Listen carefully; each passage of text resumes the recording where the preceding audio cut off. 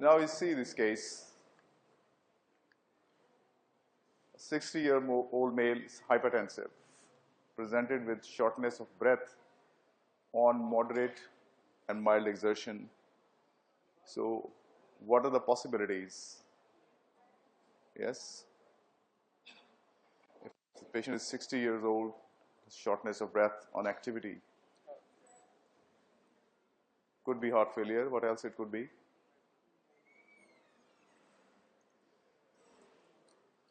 Huh? 60 years male hypertrophic cardiomyopathy is usual. Does hypertension cause shortness of breath?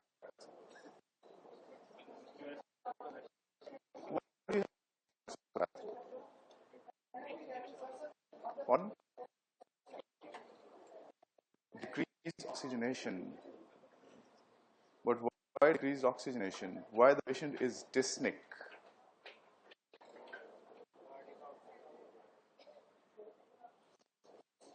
It's the lung compliance which is changed. When you've got asthma, COPD, or if you have got heart failure, what happens?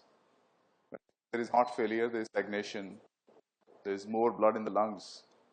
So there is a leakage in the third space, that is interstitial space. The work breathing increases, the patient has shortness of breath.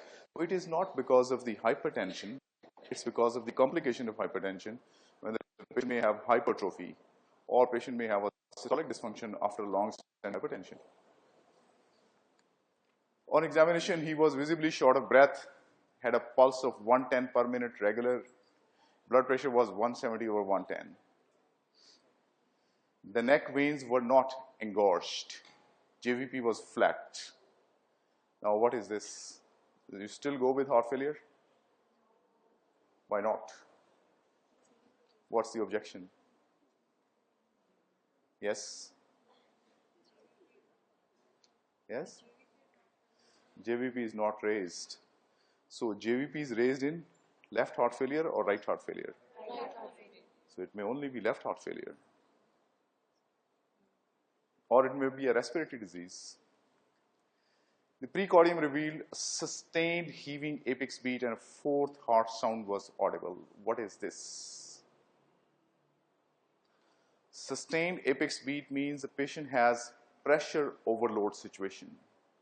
It is aortic stenosis or chronic uncontrolled hypertension. Both of them are the outlet obstructions. One is at the aortic level, the other one is beyond the aorta, but they're causing a problem with the outflow of the blood. So you can have sustained heaving apex beat and a fourth heart sound, you know, stiff ventricles. When there is atrial systole, if there are stiff ventricles, you hear the fourth heart sound. There were fine and inspiratory crepitations on the bases. So the lungs were wet. Digital saturation was still maintained. ECG showed left ventricular hypertrophy. Chest X-ray showed normal sized heart with some perihilar congestion. Now what is this? Heart size is normal. There is congestion in the lungs. Patient is short of breath. Now what is this? In heart failure, you expect the heart to be big. So what could be this? We had restrictive cardiomyopathy when the heart size is normal or small. But you see, you don't have this sort of changes. The pressure is very high. And we don't see an evidence here that patient does not have a paradoxical pulse. So what is this now? Hypertrophic obstructive cardiomyopathy, as I mentioned, presenting first time at the age of 60 years is unusual. Blood pressure is very high. Pulmonary hypertension. What do you see in pulmonary hypertension? In precordial examination, there is left parasternal lift. There is loud second heart sound. So we don't have that on examination. The JVP may show a prominent A wave. When there is pulmonary hypertension, the A wave becomes prominent. So JVP is flat. So this is not a right-sided lesion. This is a left-sided lesion. Now, what is this? Heart failure with normal size heart is heart failure with preserved ejection fraction. Now, what is this heart failure with preserved ejection fraction? What is this? You see, the contraction and relaxation of the heart are both active phenomena. The heart contracts and relaxes using energy in both phases. It is different from lungs. When the lung expands, the muscles of inspiration, they increase the negative intrathoracic pressure to become negative. The lungs, they expand, and when the inspiration stops, it is the elastic recoil of the lung that causes shrinking of the lungs. So expiration is a passive phenomena, inspiration is an active phenomena, but in heart, both systole and diastole are active phenomena. It is not that systole is an active phenomena and diastole is just nothing but relaxation. It is an active phenomena. So when there is failure to relax, what will happen? Let's see, there is LVH. You've seen those muscular bodybuilders, they can't relax. They're moving like this. They can't relax. So there is failure to relax causes high end diastolic pressure with normal end diastolic volume in LV. The volume in the LV is normal, but since the ventricles are not relaxing, the pressure starts rising. Now LA has to push against a higher end diastolic pressure. The pressure in LV is high during diastole. So atria they kick blood during diastole. So the atria have to push against a high pressure in the LV. The result is the atrial pressure, they start rising. And there is no valve between the atria and the pulmonary vessels, pulmonary veins. So this pressure is transmitted to the pulmonary veins. So there is rise in pulmonary capillary pressures. This reduces lung compliance. So patient starts having shortness of breath. So you understand this? What happens in patients who've got LV hypertrophy? There is decreased relaxation, difficult relaxation, resulting in increase in end diastolic pressure in the LV, for which the LA has to increase its pressure. When the pressure in the LA rises, this is transmitted backward into the pulmonary circuit as well. So the pulmonary capillary wedge pressure starts rising and patient has shortness of breath. Now the causes include hypertension with LVH, hypertrophic cardiomyopathy, amyloidosis, sarcoidosis, hemochromatosis. Even diabetics can have this, scleroderma. So all these conditions can produce diastolic dysfunction. This is called diastolic dysfunction. When you will read the echo, in some of the echo you find the term diastolic dysfunction. So they will say grade 1 diastolic dysfunction, grade 2 diastolic dysfunction. That means there is failure for heart to relax in diastole. So we see these are the different causes of diastolic dysfunction: post-operative radiation fibrosis, diabetes, etc. Now, do we need any more investigations for this patient? We have a chest X-ray which is showing a normal sized heart. ECGs, LV hypertrophy. Do we need any other investigation for this patient? Janice. How would the BNP would be helping if we know the X-ray is showing there is congestion?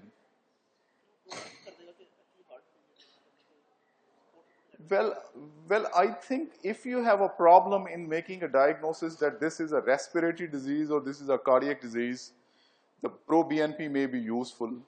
But if the patient has a clear cardiac problem, is there any confusion that this patient has asthma or COPD or anything else? No. So this is a straight case. So I think We must be able to customize our investigations as well. One is the bookish investigation that you are going to do 1, 2, 3, 4, 5, 6, 7, 8, 10. जैसे वो दिया होता है उसमें Oxford की book देखें उसमें दिया हुआ पैनल ऑफ 7 और पैनल ऑफ 21 और thing like that. So that sometimes becomes very expensive. It may not be that government or the individual himself is able to provide all those finances for that.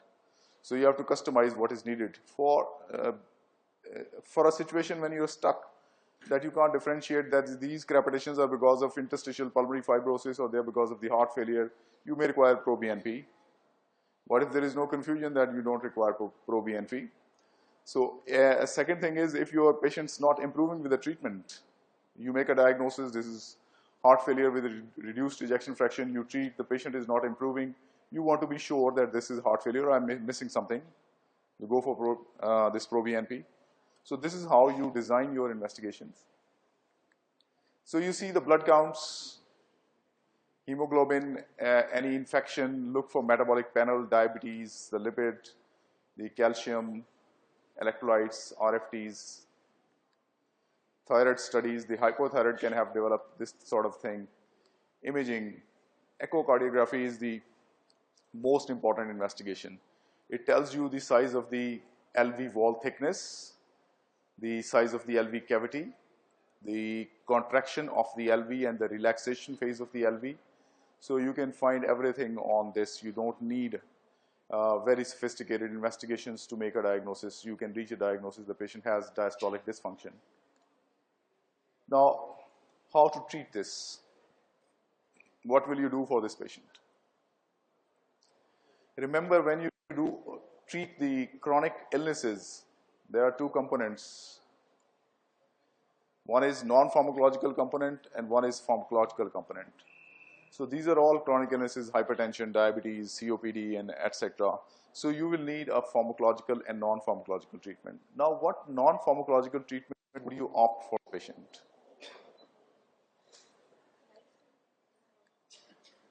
So bring to normal BMI. Salt restriction. Now, how do you tell the patient that you don't have to take enough salt, you have to reduce your salt content? How would you guide the patient? How much of added salt? Kitna? How much?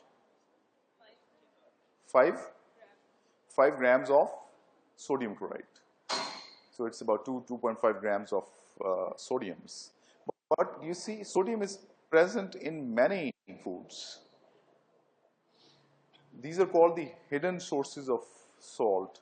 What are these hidden sources? The table salt is a visible sodium, but there are invisible sodium sources.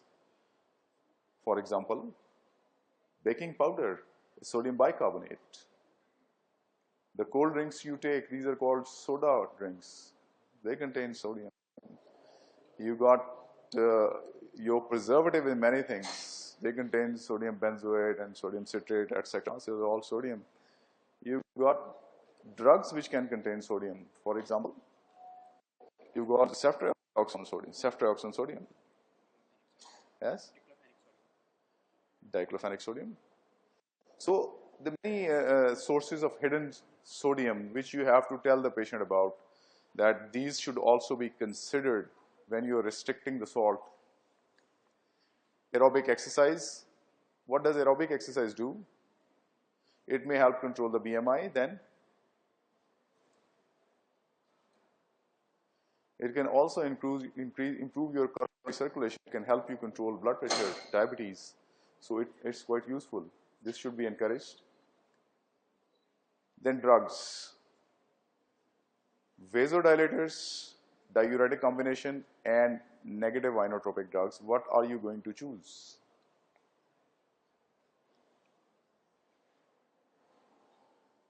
What are you going to choose in these patients? So you have to choose some drug. Negative inotropic drugs may be very useful. They allow the relaxation to go on. It's like beta blockers may be useful in these patients. And in fact, if this is a mild disease, you can start with beta blockers instead of giving diuretics or vasodilators. But if the symptoms are not controlled, you can use these vasodilators like ACE inhibitors or ARBs, diuretics. And then SGLT2 inhibitors. These are very important drugs now. They are part of the treatment of heart failure, both heart failure with preserved ejection fraction and heart failure with reduced ejection fraction, even if the patient is not diabetic. So the patient does not have to be diabetic for these drugs to be started. So these drugs should be added. Can you give me an example of any SGLT2 inhibitor? Empagliflozin, dapagliflozin, canagliflozin. So empagliflozin was the first drug which showed that there are cardiovascular benefits, there are renal benefits of these drugs. So these drugs are now part of the standard treatment of heart failure. Every patient who's got heart failure, until SGLT2 are contraindicated, they should be added as part of the treatment. Now there's another case, another 60-year-old male, hypertensive for 6 years, presented with shortness of breath and orthopnea. So this is heart failure. Can there be any other reason for orthopnea other than heart failure? Yes? Pulmonary edema is heart failure. That's acute heart failure. That is it. Huh? Right heart failure does not cause. Left heart failure means, when we use the term heart failure, means left heart failure. So generally, if you hear the term heart failure, that means left heart failure, until specified that this is right heart failure. So heart failure mean left heart failure. So this is heart failure. Can we have orthopnea in conditions other than heart failure? No. You can have it in severe emphysema, when the diaphragm goes down too much and when there is no actually reserve volume in the lungs. So vital capacity is tremendously decreased and the patient becomes flat. Some of the patient may become orthopnic. Similarly, if there is bilateral diaphragmatic paralysis, diaphragm paralyzes, both domes are paralyzed, patient may become orthopnic. And if there is a very large amount of ascites, the patient may be orthopnic.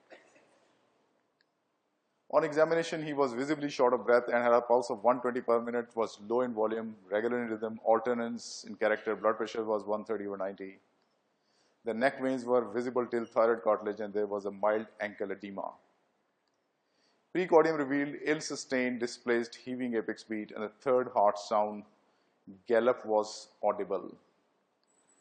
There were fine inspiratory crepitations in the bases. Saturation was slightly low.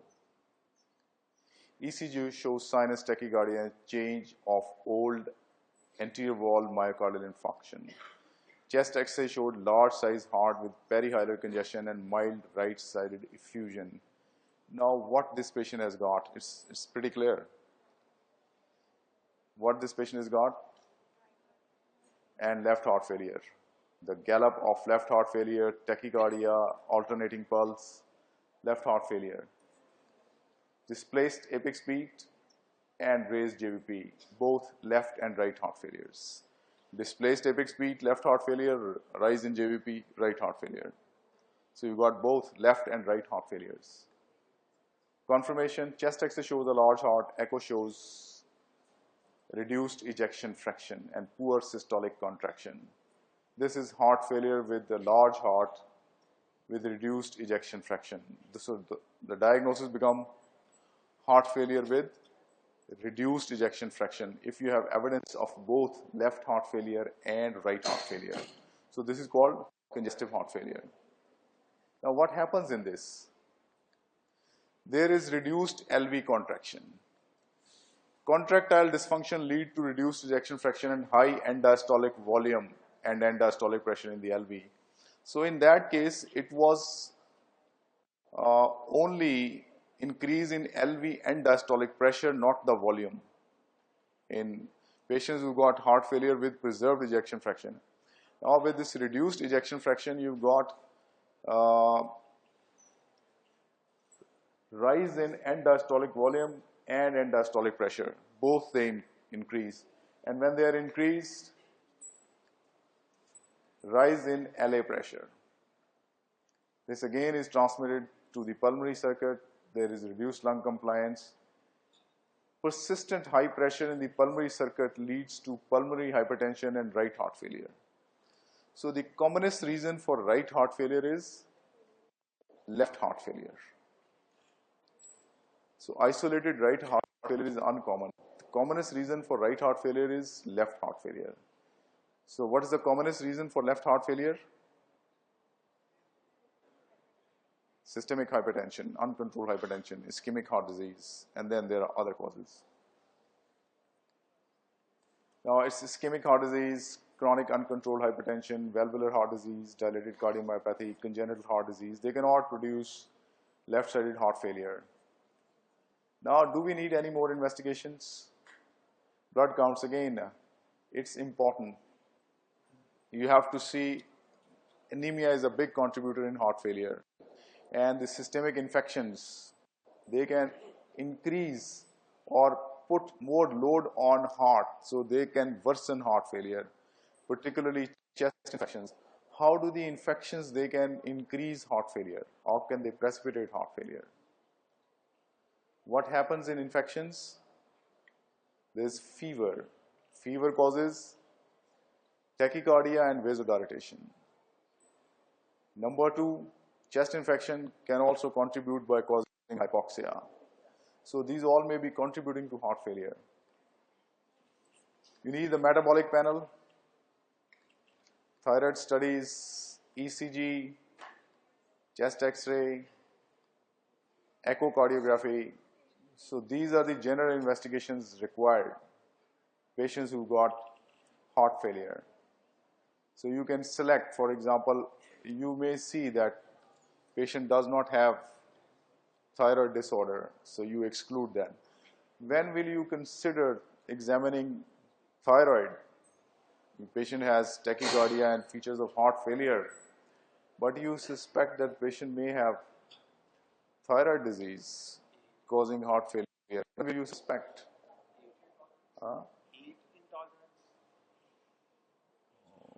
Heat intolerance, how do you check heat intolerance? What complaint? So the more important is weight loss. So if the patient has unexplained weight loss, think that patient may have underlying thyroid disorder. Or this is sometimes also called apathic thyrotoxicosis. Patient does not have all the symptoms of thyroid disease, they just present with heart failure.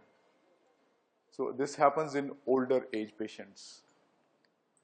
Now the treatment, again, non-pharmacological treatment is the same. Now we surely use vasodilator diuretic combination here. So in the previous case, depending upon the severity of the situation, we may add vasodilators and diuretics. But here we for sure use diuretics and vasodilators. And we can add SGLT2 inhibitors. Beta blockers may be added in these patients once the patient stabilizes on these drugs. Now what is this positive inotropic drug? Digitalis, good. Do we use digitalis routinely in heart failure? Systolic failure है ना ये, systolic failure है ये. So the digitalis or these cardiac glycosides not really very useful in patients who got dilated heart. So not really very useful. They are useful when the patient has, if the patient has atrial fibrillation, they may be quite useful. But otherwise, the studies have shown that there is no definite advantage using cardiac glycosides in patients who are in sinus rhythms with large hearts. So if they have atrial fibrillation, they are definitely useful. So they can be used, the patient has atrial fibrillation. And then you've got surgical cardiac transplantation.